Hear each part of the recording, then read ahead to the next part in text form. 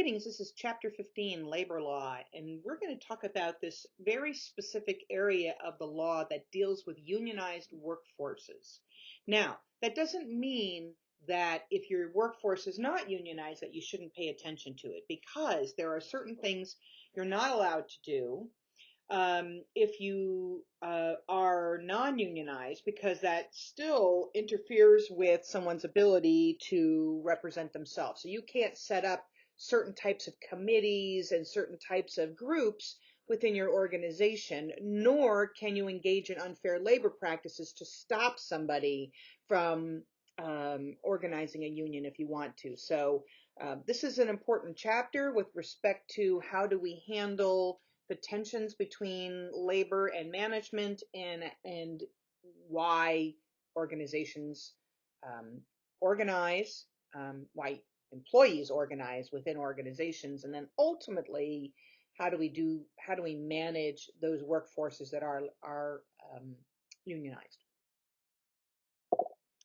We have 8 learning objectives in this chapter. Number 1, we're going to discuss the history of unions in the United States. And it's really important to understand that context before we dive into understanding how that affects what the decisions that we make now, the value of unions and what their historical value has been to the United States. We're going to, number 2, identify the Norris-LaGuardia Act of 1932 and what it covers. That Norris-LaGuardia Act was one of the first laws that tried to address the issue of labor management relationships and legitimizing unions, but it really wasn't until objective number 3, where we talk about the National Labor Relations Act, or the Wagner Act of 1935, that we really had a situation where the unions were legitimated. We want to list and explain several collective bargaining agreement clauses. That collective bargaining agreement is the contract. Now remember, we talked about contracts very much in the beginning of the class, right? Where we talked about who is an employee, and we talked about it in the context of at will and what that means. And when you have a collective bargaining contract, at will does not apply here. Number 5, explain unfair labor practices on both sides and give examples. And so it's not just management that engages in unfair labor practices. Unions can do the same. So we want to know what unions can or can't do, what management can or can't do, in order for us to have a good faith bargaining situation and a good faith bargaining experience. Number 6 is describe the Taft-Hartley Act of 1947 and its requirements. Now, one of the things you'll learn is that the National Labor Relations Act was developed in 1935, and it was amended in 47 through the Taft-Hartley Act, which really tried to address some of the inequities that were embedded in the NLRA. Basically, what that means is there was it erred on the side of giving unions an enormous amount of power and sort of gutting some of management's power. And what the Taft-Hartley Act tried to do was create a little bit more balance between the Labor Relations Act, the Wagner Act of 35, and the Taft-Hartley Act of 47. So that's the balance between the two. Number 7, define the Landrum-Griffin Act of 1959, or the Labor Management Reporting and Disclosure Act, and its provisions.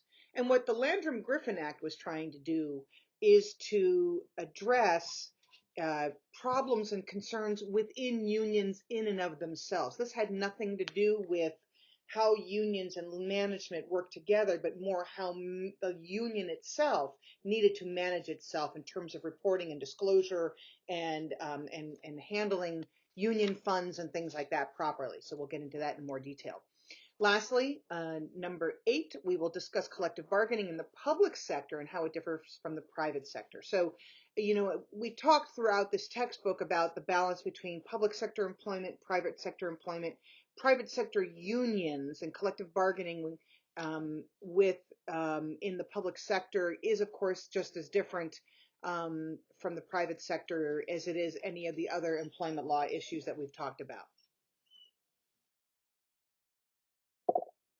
So while unions have existed for a long time, even before the National Labor Relations Act of 1935, it really was that act that legitimated the existence of unions and gave them the right to exist as well and represent employees and engage in collective bargaining. So, as you can see from the statute there, it was finally the law that said employees shall have the right to self-organize, to form, join, or assist labor organization, to bargain collectively through their representative of their own choosing, and to engage in other concerted activities for the purpose of collective bargaining or other mutual aid or protection, and shall also have the right to refrain from any or all such activities.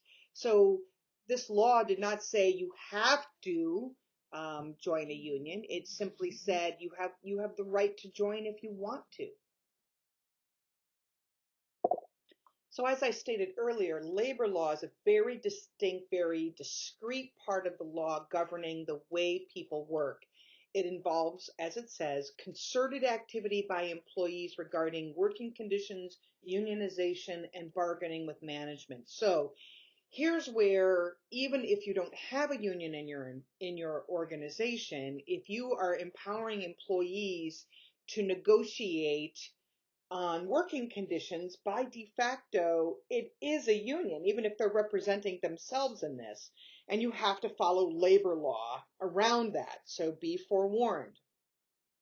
A 2018-2019 uptick in striking activity has everything to do with the fact that the economy seems to be flourishing, but that's the economy, the the statistic that people use to represent the economy and whether or not it's successful is the stock market. The stock market doesn't represent what you and I and the average person are doing and how well we're doing financially. It's how well businesses are doing. And businesses aren't the only part of the economy.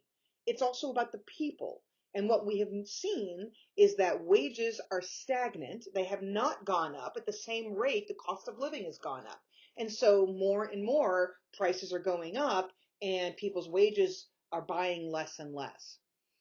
Also, other issues to consider is the collective bargaining. It's the negotiations and agreements that happen between management and labor on wages, hours, pay, working conditions, etc. A CBA, or a collective bargaining agreement, terms govern a relationship between the employer and the employee, and it replaces at will, as I've already said. So these are the statutory provisions. It can't find the word that I want to use.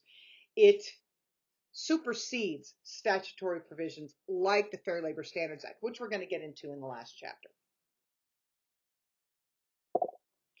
So Exhibit 15.1 talks about the myths about employer protections. Number one, here are some of the things that you need to know. In 2019, the number of union members was down to 0.2% from 2018, so the numbers are shrinking slightly. 16.4 million employees are represented by a union in the U.S. 14.6 million are union members, while the rest are not union affiliated but have jobs covered under union contracts. So it's possible that because we don't require unions in some states, they're right to work states, people get the benefits of being a union without having to join the union.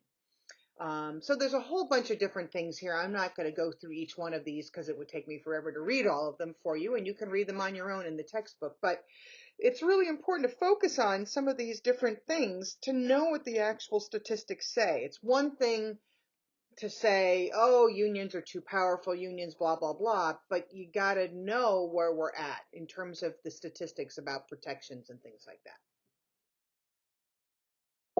So let's give you a little bit of background on the history of unionization and labor.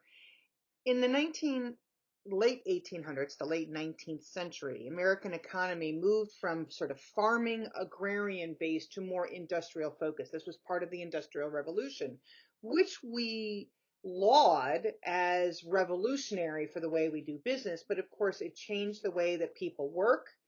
And of course, people lost control over the way that they do work because now they didn't work for themselves, or they didn't work on a farm that had a certain cycle of doing things, but actually was related more to making goods and services for people. the scale of the industrial economy grew. Jobs became much more standardized, where everybody was doing the same thing.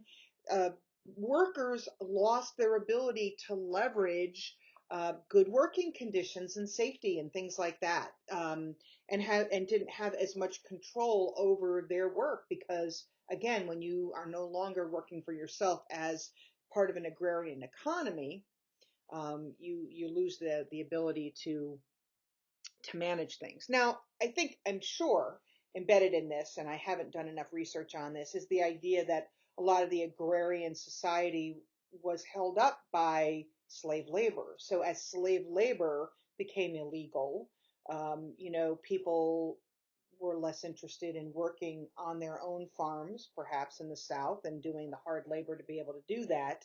Although there was migrant workers that were able to sort of stand in to do that, but nonetheless, um, I'm sure that there are issues of race and slavery and things like that that are embedded in this as well.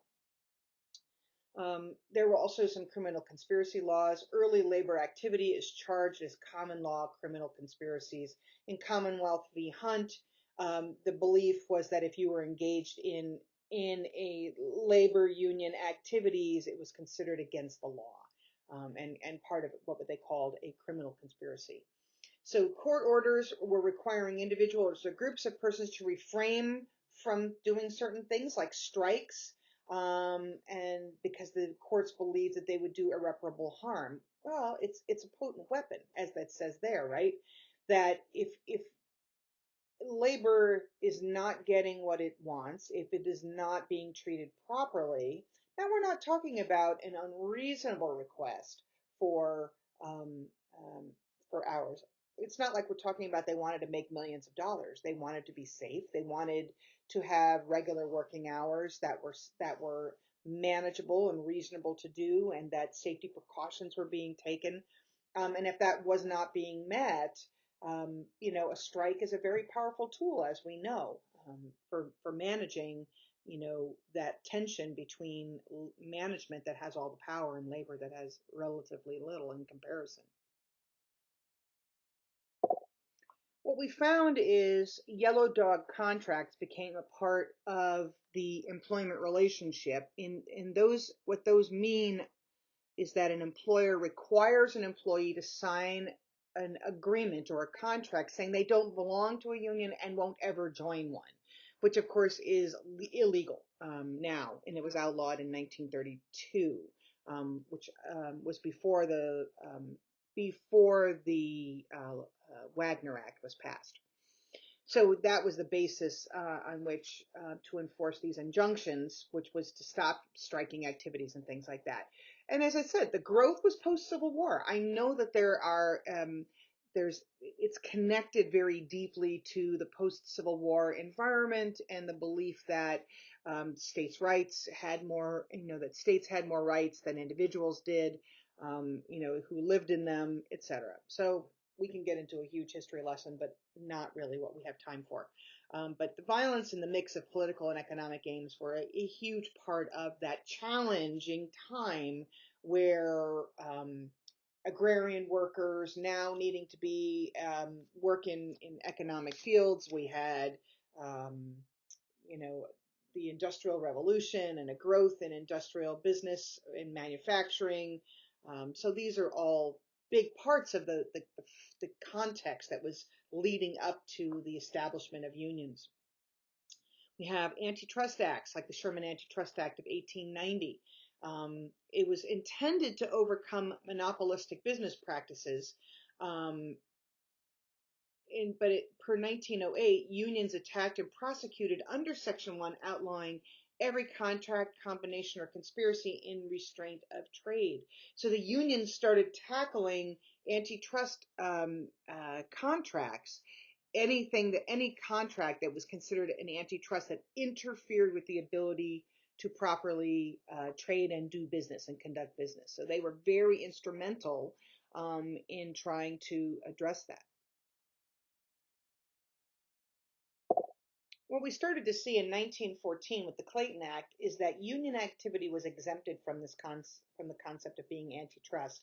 because the labor movement was actually gaining a lot more political clout. They were able to influence the legislation, and in this way, it enabled the unions to get even more of a stronghold, ultimately resulting later on in the passage of the Wagner Act. There were some secondary boycotts. The union pressure tactic against companies that deal with an employer. So, and that secondary boycott, right, which is if there is an employer that is engaging in antitrust behaviors, the union would pressure those companies that deal with that employer to not do business with them because they are engaging in certain practices. So those secondary boycotts were, of course, outlawed under the Wagner Act in 1935. So can't really use those. Constitutional challenges to early legislation addressing labor management issues was the Erdman Act, recognized the rights of labor organizations. Didn't have a lot of teeth, but it managed to start the ball rolling. Supreme Court it was voided as beyond federal power over interstate commerce. So again, didn't have the teeth, didn't have the support with the Supreme Court, but nonetheless, you can know that what was going on historically was really a lot of upheaval and trying to figure out under the existing legal structure, could we allow for labor management relationships and legislation?